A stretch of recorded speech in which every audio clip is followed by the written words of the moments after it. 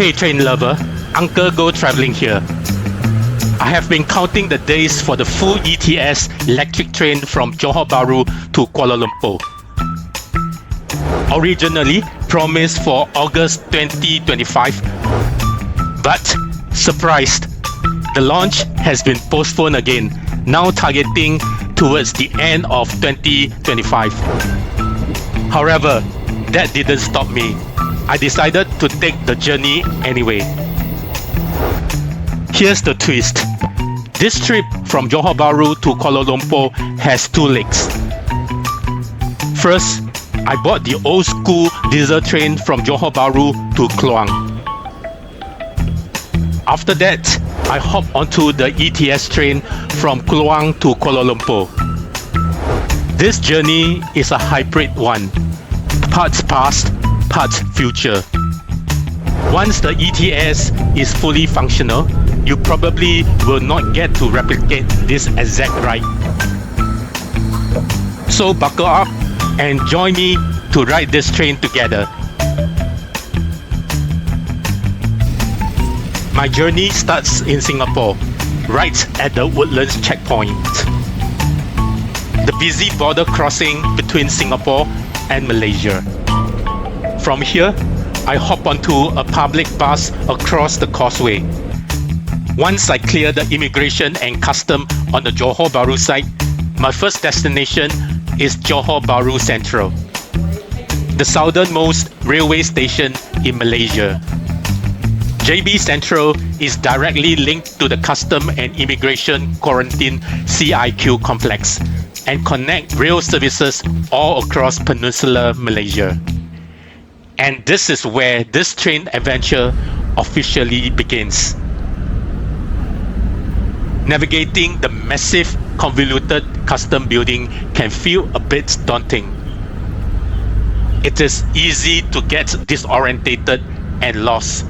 But as long as you follow the JB Sentral signage, and more importantly, the flow of people, you will find your way. A series of walkways, escalators, and shops corridor eventually leads me into the main lobby of JB Sentral. Here, there is a ticket counter if you prefer to buy your ticket on site. As for me, I booked mine in advance on the KTM official website, paid by international credit card, and secured tickets for both legs of my journey. All online and hassle-free. My train from JB to Kluang departs at 8:30 a.m. So I just need to be there 30 minutes earlier. The KTM gates only open about 10 to 20 minutes before departure. Walking the platform, I'm surprised to see the old JB train station sitting quietly at the far end, almost forgotten. I do not have much time left. I hustle towards my designated carriage to stake out my seat. This train I'm boarding is an old school KTM diesel train. It has been in service for over 20 years. Still, it retains useful features. I spot a standard electric plug at the end of each carriage and very sturdy fold-down seat trays. Practical rather than luxurious. The train departure is spot on. The train leaves Johor Bahru for Kluang right on schedule. Before I move through the carriages, I secure my baggage at my seat. Then, let the journey begin. Today, I'm stepping back in time, riding the old KTM diesel train from Johor Bahru to Kluang. It is a nostalgic, scenic leg before I hop onto the modern ETS electric train later. In this video, I will show you what this old school train experience is really like. Let's start with some basics. The journey from JB Sentral to Kluang is roughly 100 to 110 kilometers, about the same as by road. But here's the catch. The Express Selatan ES services takes about 2 hours to cover that stretch, compared to around 1 hour and 30 minutes by car. So yes, the train is about 30 minutes slower, and that is one reason why this service hasn't been the most popular over the past few decades. But the trade-off, a ticket costs just 14 ringgit and you get a far more relaxed scenic journey. Because this is a conventional diesel train on an older track, the speed is modest, typically averaging between 60 to 80 km per hour, depending on the stops and the track condition. This part of the train journey is not about racing to your destination. It's about savoring the journey. As I walk through the ES train at JB Sentral, the vintage charm is immediately obvious. These coaches have clearly served generations of passengers. Creaky doors, heavy metal handrails, and overhead luggage racks. That's a living piece of Malaysia railway history that the train fan will obviously appreciate. Inside the second class coaches, the seating layout is simple and functional. A 2x2 configuration with 2 seats on each side of the aisle. There are luggage racks above the seats, and basic fluorescent lighting give this carriage a retro glow. The flooring is plain and practical, and as train begins to roll, you can feel the deep rumble and vibration beneath your feet. That is a reminder that you are on a classical piece of railway heritage. Right now, I'm in the buffet dining car, which sits somewhere in the middle of the train. This dining car may just be my favorite part of the train. And yes, even when compared to the ETS train that I catch later this evening. The dining coach feels spacious, bright, and oddly comfortable in an old train kind of way. I almost feel like staying here for the rest of the ride, if it wasn't the fact for my luggage stashed at my seats already. Moreover, I also do not want to overstay my welcome. Here's the train toilet. Each coach has at least one Western style toilet, but since this is an older rolling stock, it is compact, dimly lit, and tends to get less fresh as the journey wears on. I am curious, does the flush actually drop waste onto the track below? You will see it for yourself in a moment. As the old diesel train rolls out of Johor Bahru, the landscape slowly unfolds before me. Vast stretches of palm oil plantation, rubber estates, and agriculture fields fill the window view. That is a snapshot of rural southern Malaysia. From time to time, we pass through small towns and sleepy villages, spotting local houses and the occasion railway crossing where daily life meets the rhythm of the rail. About 1 hour later, the train makes a brief stop at Kulai. And by the 2-hour mark, the train finally glides into Kluang station. That marks the end of the first leg of my train journey. This diesel train has character. It carries with it decades of history, a living reminder of how railway have connected Malaysia for generations.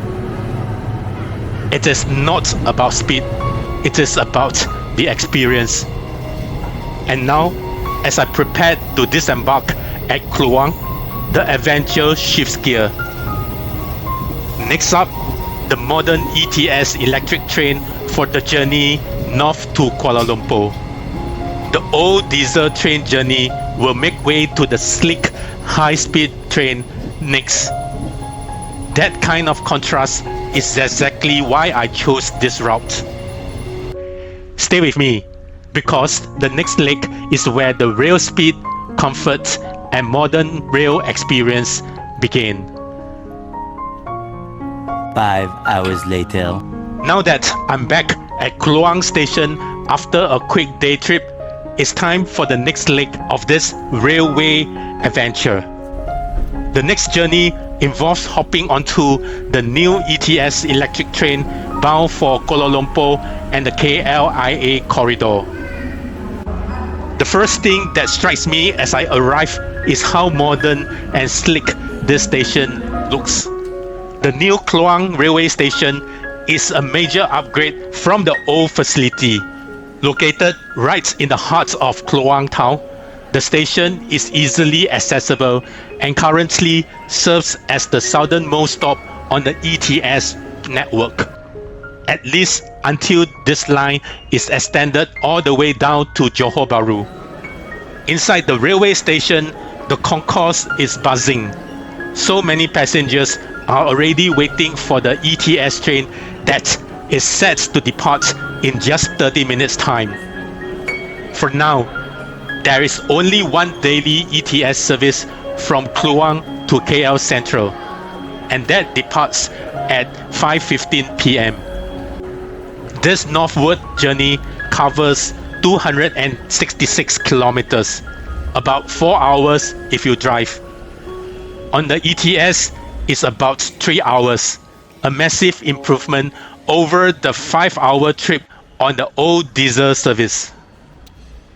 This isn't the inaugural train from Kluang, and this is even not my first ETS ride, for I've taken the Ipoh to KL ETS route a couple of times already. However, there is still something exciting about today's journey, and judging by this crowd, I'm not the only one. This train is going to be packed. This is the modern high-speed chapter of my journey. I'm not sure exactly why I feel so euphoric. Maybe it's because my first ever overseas trip as a toddler was on the old KTM train from Singapore to Kuala Lumpur. It is one of my earliest travel memories, and now, decade later, I'm reliving that magic. This time on a state-of-the-art electric train. And to make the experience even more memorable, I decided to splurge a little more. I'm riding in business class, which costs 161 ringgit. There is a real sense of excitement in the air, and I cannot help but join in. I have this feeling that many of the passengers are experiencing this for the very first time too. I check into my business class seat, and instantly, that holiday mood hits me like a tsunami wave. Each ETS train has 6 cars in total, but there's only one dedicated to business class. And I managed to snag the perfect spot, a single seat by the window, which also gives me the aisle access and a lot more privacy. Overhead, there's the luggage compartment that looks and feels almost like you will find on an airplane. In front of me, there's a small hook for hanging clothes and bag.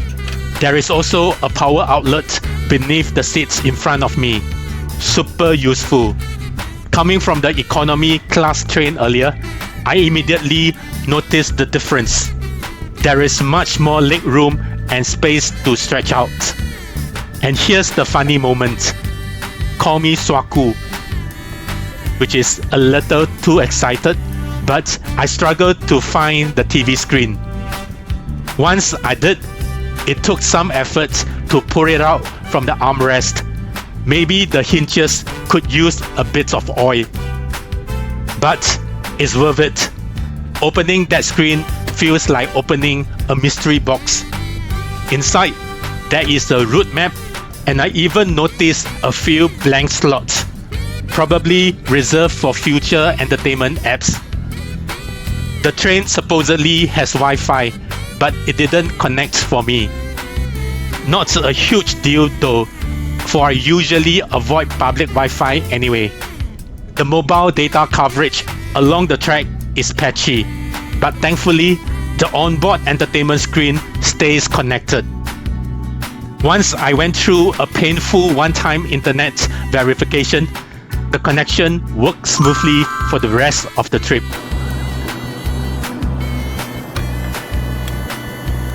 Even the tray table requires a bit of muscle to pull down, but honestly, all these little quirks are things I can live with. At this point, I just sit back and enjoy what business class offers. And for 161 ringgit, it is genuinely a great deal. Perfect for someone who wants a taste of premium train travel without the price tag of an airline business class ticket. Now, let's try the classic stability test that you see other vloggers do. I couldn't quite get a coin to stand, but hey, this is the best I could manage. Now comes the favorite part of the trip, food time. I have been looking forward to this moment ever since I booked my business class ticket. I had no idea what kind of meal they would be serving on board, so the anticipation was real. The train meal arrives neatly packed in a plastic container with plastic cutlery and a bottle of water. On top of that, there is a small box with a packet drink, a packet of salted peanuts, and even a pair of earphones to plug into the entertainment screen. I'm dying to dig into the meal. The rice is a little on the dry side, but the meat is tender, flavorful, and absolutely delicious. The vegetable salad is decent, nothing fanciful, but it rounded out the meal nicely. What impressed me most was the timing. The meal was served within 20 minutes after I sat down. There is no long wait, and that was perfect because I was starving after all that walking in Kluang earlier. And just when I thought the meal was over, another surprise arrived about 20 minutes later. A warm, soft muffin served with a cup of coffee. That dessert totally sealed the experience for me. I could have just sat on my seat, relaxing, watching YouTube, and enjoying a well-deserved rest. But hey, I'm on a vlog mission, so it's time to get off my lazy butt and start exploring this train. Leaving my comfy seats behind, I began walking through the carriages. This ETS train has 6 cars in total.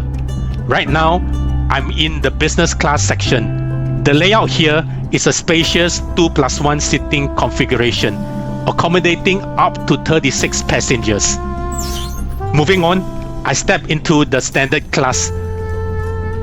With a 2+2 seating arrangement, it feels noticeably busier, but the seat can actually swerve around, perfect for groups traveling together.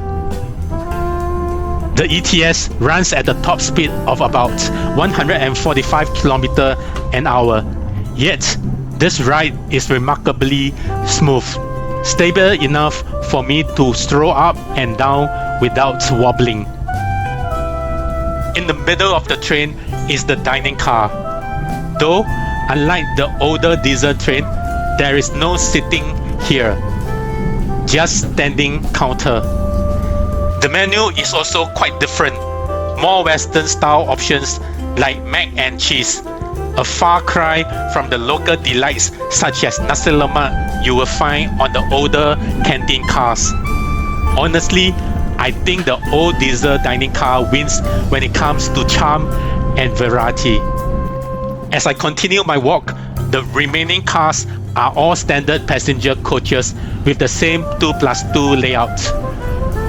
And here's a tip. Standard class tickets are roughly half the price of business class. So you trade luxury for savings. One thing I do appreciate is how clear and frequent the announcements are, thanks to the digital screens complementing the PA system. There is a designated prayer room on board, just like the older trains.